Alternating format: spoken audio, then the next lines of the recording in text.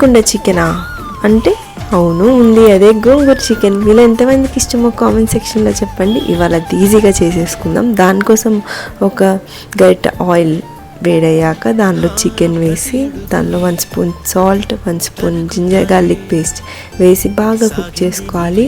తర్వాత పక్క ప్యాన్లో ఆనియన్, పచ్చిమిర్చి, కరివేపాకు ఫ్రై అయ్యాక దానిలో ఒక టొమాటో సాఫ్ట్గా కుక్ అయ్యాక దానిలో గోంగూర వాటర్ కొన్ని పోసుకొని బాగా ఉడికించుకోవాలి. తర్వాత పసుపు, తగినంత కారం వేసి మెదుపుకొని ఉంచుకోవాలి.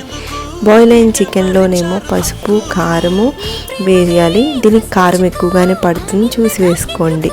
ఆయిల్ సపరేట్ అయ్యాక మనం మెదుపుకున్న గోంగూర దీనిలో యాడ్ చేసేసి కొత్తిమీరతో గార్నిష్ చేసుకుంటే మన గోంగూర చికెన్ రెడీయే. ఫ్లేవర్ ఎన్హాన్సింగ్ కోసం ఈ పోపు మర్చిపోకుండా ఖచ్చితంగా వేయండి.